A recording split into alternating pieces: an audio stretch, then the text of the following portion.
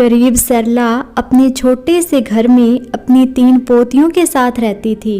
वो बहुत गरीब थी। उसके बहू और बेटे का देहांत कुछ सालों पहले हो गया था, जिसकी वजह से उसकी 3 पोतियों की जिम्मेदारी उस पर आ पड़ी थी। वो घरों में काम करके अपनी 3 पोतियों को पालती थी।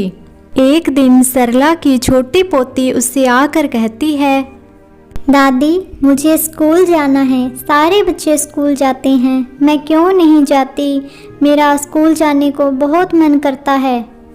तभी सरला की आंख में आंसू आ जाते हैं और वह कुछ बोल नहीं पाती। तभी उस तीनों में से बड़ी बहन बोलती है, मुन्नी, तुम चिंता मत करो, हम ज़रूर स्कूल जाएंगे। दादी हमारे लिए कितनी मेहनत करती है और एक दिन देखना, वह मेहनत ज़रूर सफल होगी। फिर कुछ दिनों बाद सरला अपने कमरे में से एक पुरानी सिलाई मशीन निकालती है। तभी उसकी छोटी पोती उससे कहती है, अरे दादी माँ, ये क्या है? अरे बच्चों, बताती हूँ, रुको ज़रा। यह सिलाई मशीन तुम्हारी माँ की है और तुम्हारी माँ इससे कपड़े सिला करती थी। और वो इतना कहते ही सरला की आंख में आंसू आ जाते हैं।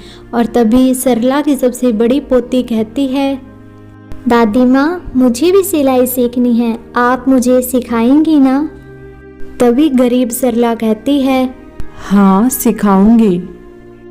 इस तरह सरला रात में 3 पोतियों को सिलाई सिखाती और सुबह जो कपड़े वह सिलती वह गांव में जाकर बेच आती।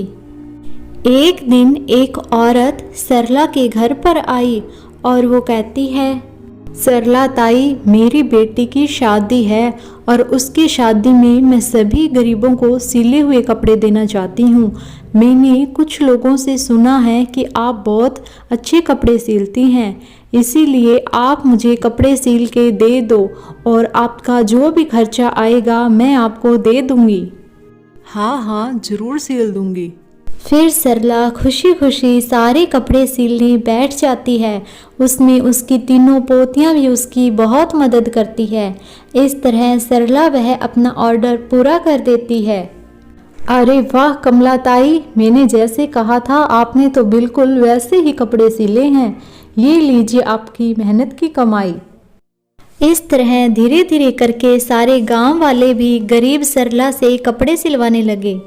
धीरे धीरे करके सरला की कमाई होनी शुरू हो गई और उन्होंने एक डिज़ाइनर बुटीक खोल लिया और उसका नाम उन्होंने रखा गरीब दर्जी दादी और उसकी 3 पोतियाँ।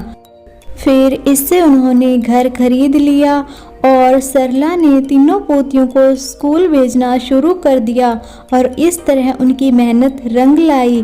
3 पोतियाँ स्कूल जाने लगी, उनका सपना पूरा हो गया।